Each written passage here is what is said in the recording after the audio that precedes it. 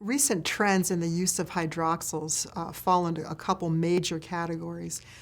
There are those devices that are based on a catalytic technology that was developed in partnership with NASA and the University of Wisconsin, in which they made the observation that you could use a titanium dioxide coated mesh as a catalytic surface, and then when you irradiated that with UV light, you got a reaction at the surface of the catalyst, and they presumed, although it's very difficult to measure, that you're producing hydroxyls and superoxide molecules at the surface, and that the catalyst acts as a sponge and it adsorbs volatile organic compounds, bacteria, and other species, airborne pathogens to it, and where the two meet at the surface, the oxidizing agents that are formed can immediately react with the VOCs and the pathogens, and they will decompose them on the surface.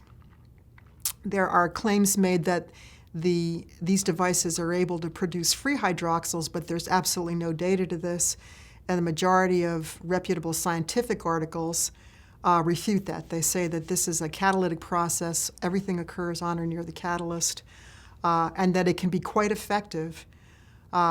Depending on the surface area of the catalyst, it determines how much VOC that you can destroy.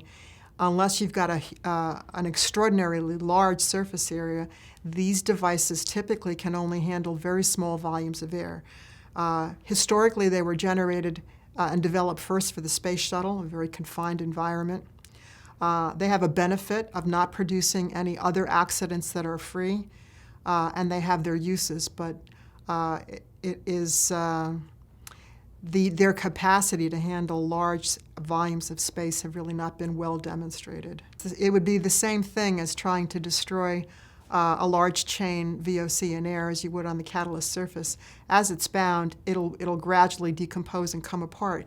What was observed with a study of different types of photocatalytic, is the term they use for oxidation, is that it tends to accumulate formaldehyde, that the oxidation was incomplete, and that the ability of the catalyst to bind the formaldehyde that resulted was very poor because it was very volatile, and that you would end up with anywhere from 3 to 5 times the concentration of formaldehyde after the device was in use as before.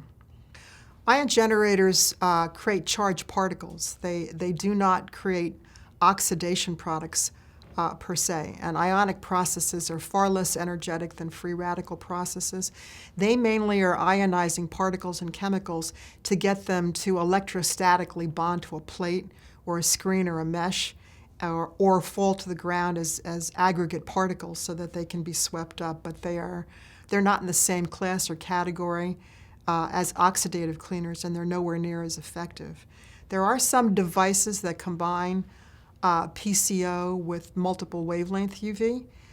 These are called combination products, and they can have the benefits of both systems, but in testing a combination product, and it was only a single product, but in testing this independently, we observed that it produced very significant quantities of an oxidant that is a controlled substance called ozone, and that the levels produced were unacceptably high. So each device has to be tested in its own right by an independent third-party laboratory to generate its own data. You can't use data from one device and make claims about another device.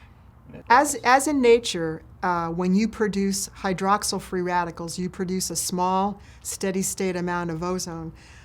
In the design of the HDI devices, they use a particular type of optic that will destroy the ozone as it's formed. And as the air in a treatment space recirculates through the machine, the ozone is both formed and destroyed. And so what you want to look at is the resulting steady-state concentration as the device is running. And typically these levels have been very low and have stayed below the OSHA guidelines, which is less than 100 part per billion over an 8-hour period.